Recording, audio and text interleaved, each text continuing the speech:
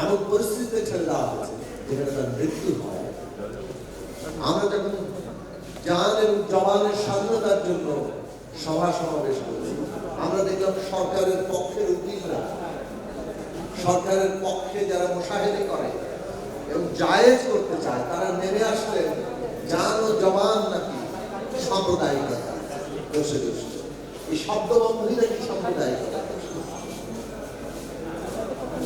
ভয়ঙ্কর জায়গা।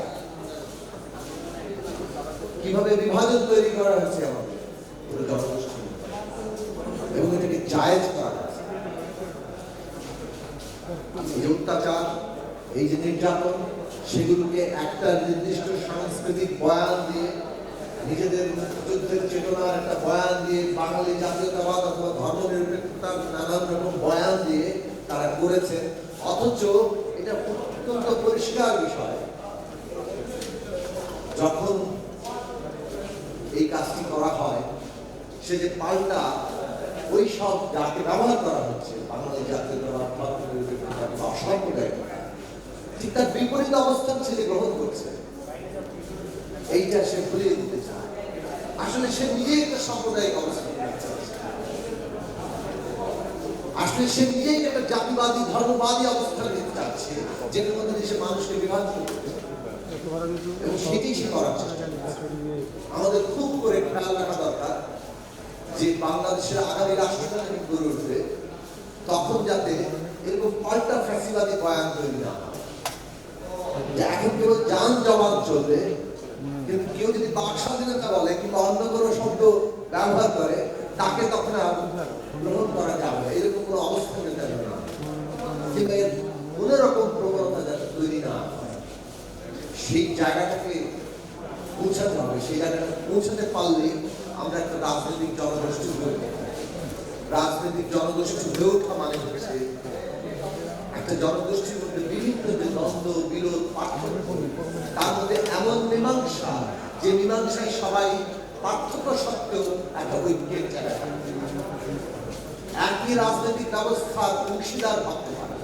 সেটা বাঙালি হোক আর পাহাড়ি হোক, হিন্দু হোক, মুসলমান হোক, খ্রিস্টান হোক, বৌদ্ধ হোক, নারী হোক, পুরুষ হোক, অথবা যে কোনো জীবন চর্চার মানুষ হোক, যে কোনো রাজনৈতিক বিশ্বাসের মানুষ হোক, একটা ইনক্লুসিভ অন্তর্ভুক্তিমূলক ব্যবস্থায় যেখানে সবাই নিজেকে অংশীদার হবে, যেখানে রাষ্ট্র আর নাগরিকের চুক্তি থাকে, তার কোন পরিচয় কিংবা বিশ্বাসের গুরুত্বপূর্ণ হয়।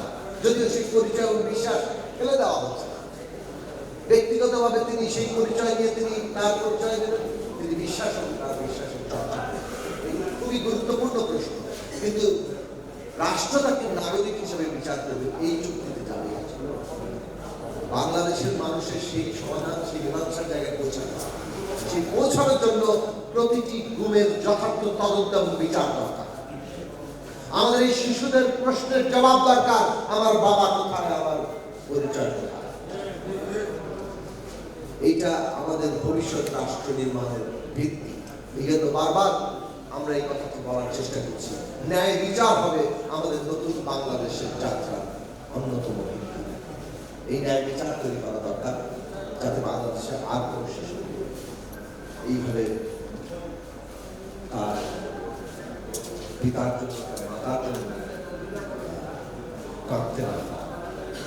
সেইটার জন্য আমরা ঐক্যবদ্ধ থাকবো, সেই আশা রাখি, এবং সত্যি সত্যি আমরা একটা নতুন রাষ্ট্র নির্মাণে যেতে পারবো, যার ভিত্তি হবে একটা গণতান্ত্রিক সংস্থা, যার ভিত্তি হবে নাগরিকের, প্রত্যেক নাগরিকের বেঁচে থাকার অধিকার, অলঙ্ঘনীয় অধিকার। কেউই এটা বেআইনি ভাবে এই অধিকার পাবে না। যার ভিত্তি হবে প্রতিটি নাগরিক সুযোগের সমতা পাবে, তার মর্যাদা পাবে, ন্যায় বিচার পাবে। এইটুকু ভিত্তির উপরে রাষ্ট্র নির্মাণের যে যাত্রা, তাদের মায়ের ডাক, নিজেদের যে অত্যাচারের কাহিনী নিয়ে যে শক্তি নিয়ে দাঁড়িয়েছে আজকে বাংলাদেশে, এই শক্তি আরো প্রসারিত হবে এই আশা রাখি, এবং এই সংগঠনের সাথে শুরু থেকে থাকার চেষ্টা করেছি। আগামী দিনেও এই যাত্রায় আমরা